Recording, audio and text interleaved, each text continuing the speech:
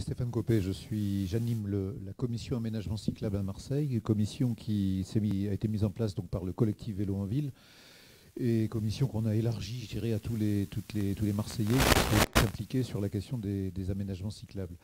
Donc administrateur du collectif Vélo en Ville, administrateur de France Nature Environnement, qui a réuni un certain nombre d'associations quand la démarche du plan de déplacement urbain a été lancée fin 2017, parce que c'est un accouchement d'une démarche de 4 ans.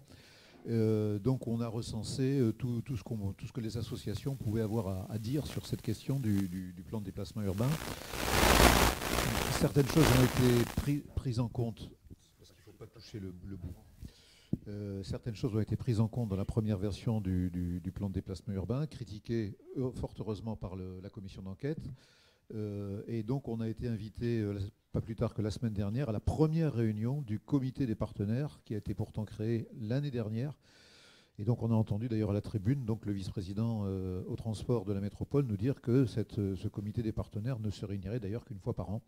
Ce qu'on a trouvé bien dommage pour un plan qui est censé quand même modifier assez fortement, j'allais dire, l'organisation des déplacements à une vitesse quand même relativement forte. Alors, faut rappeler quand même que les PDU, il y en a un qui existe déjà sur le territoire de l'ex-communauté urbaine, qui est valable jusqu'en 2023. Il y en a un qui existe sur le pays d'Aix, qui est valable jusqu'en 2025. Et donc, la question quand même qu'auront les élus à se poser la semaine prochaine, au moment du vote, c'est de dire est-ce que ce nouveau PDU, ce plan de mobilité, apporte réellement quelque chose de plus à l'horizon 2030 que ce qui était inscrit dans les PDU encore en vigueur aujourd'hui, sachant que si je prends un projet emblématique comme le tram-train de la Bouilladis, par exemple, on n'est pas garanti aujourd'hui qu'il ait ses financements, donc, puisqu'il a été sorti de l'appel à projet du TCSP de l'État. Donc si ce PDU effectivement est juste là pour effectivement valider le financement de quelques aménagements routiers autour de l'étang de Berre, on peut se poser quand même la question de l'intérêt éventuellement de ce nouveau plan de mobilité. Alors, au-delà de ça, effectivement, ce qu'on a pu dire lors de cette réunion la semaine dernière en tant qu'association, d'abord, il ne fallait pas que ce PDU soit régressif, mais ça, je laisserai Martine Bigot s'exprimer un peu sur le sujet par rapport au plan piéton. Il y avait plus de choses écrites par rapport aux piétons dans le PDU d'avant, sur Marseille, en tout cas sur la libération des trottoirs, qu'il n'en est écrite aujourd'hui dans le plan de mobilité.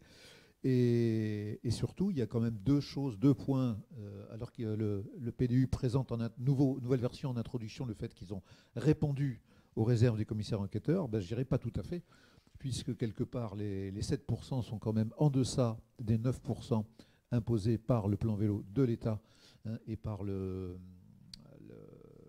LOM, la loi d'orientation et de mobilité, 9% en 2024, 12% en 2030. On est sur un PDU 2030, c'est-à-dire qu'on a un décalage de moitié pratiquement par rapport aux objectifs.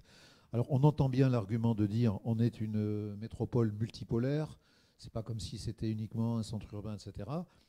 On entend bien l'argument de dire d'accord, mais le PDU tel qu'il est présenté prévoit au moins 15% sur le centre de Marseille, sur le centre d'Aix, etc. Mais on n'est pas à l'échelle. On n'est pas à l'échelle. Alors on n'est pas à l'échelle, on va y revenir tout de suite. Et il y a un deuxième point qui est très étroitement lié à ça, c'est la baisse du trafic. Le SRADET prévoyait une baisse minimale de trafic de 15%. Or, on arrive qu'à une baisse de trafic de 13%. Alors effectivement, je me suis régalé avec les propos d'Audrey-Gation par rapport à la nécessaire réduction du trafic automobile et pas seulement la transition, entre guillemets, écologique, enfin des moteurs, j'allais dire, dans la zone centrale. Mais néanmoins, on est trop faible. Alors pourquoi on est trop faible en réduction du trafic et pourquoi on n'est pas assez fort en vélo? Parce que ce PDU contient très peu de mesures restrictives. C'est-à-dire qu'un PDU, ça doit être la carotte et le bâton, quelque part. Donc la carotte, on la trouve en partie, donc avec un certain nombre d'investissements prévus, y compris les fameux 80 millions de plus pour passer de 5 à 7% de part de vélo.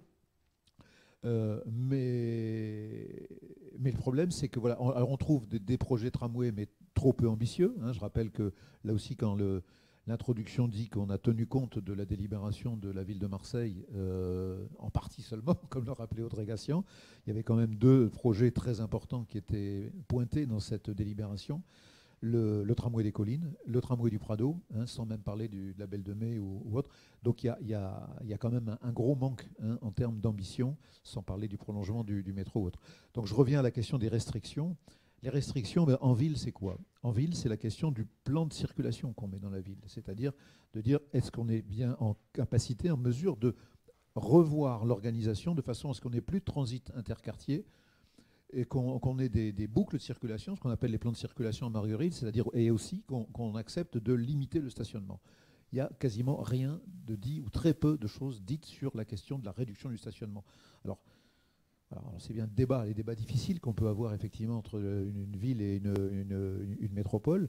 La ville est forcément impliquée, c'est forcément des mesures qui ne sont pas simples à faire passer, mais quelque part aujourd'hui on a plutôt une ville qui dit bah, je veux faire, et une métropole qui dit bah, pour l'instant la compétence elle est chez moi et j'ai pas trop envie de faire. Donc là il y a vraiment un vrai sujet sur la question de la réduction du trafic automobile.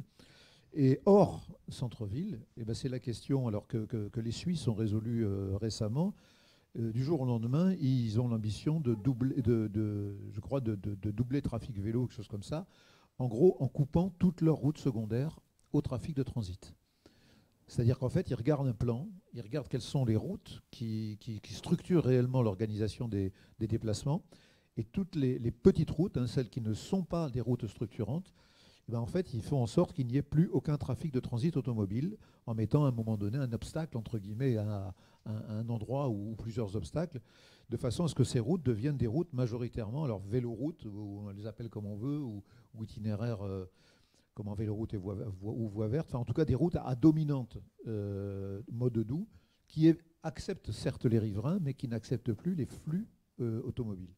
Donc c'est une des conditions nécessaires et qui fait que quelque part, on aura beau rajouter encore 80 millions ou 100 millions dans ce plan de déplacement urbain, on n'arrivera pas à atteindre les objectifs si en parallèle du développement des transports, en parallèle des actions menées pour le vélo, il n'y a pas aussi des actions en matière de réduction de la capacité automobile, de la capacité de stationnement. Un exemple qu'on connaît bien à Marseille, la L2 nous a été vendue depuis 1930, j'étais pas né non plus, hein, mais comme étant effectivement ce qui allait résoudre effectivement la question des déplacements. En fait, la L2, elle a rajouté du trafic, rajouté des nuisances, rajouté de la pollution. Tous les aménagements qui devaient être faits d'ailleurs en parallèle n'ont pas été menés et devaient surtout en parallèle réduire le trafic sur les artères entre guillemets concurrentes. Alors sur le cours Lyoto, ça a été un petit peu fait.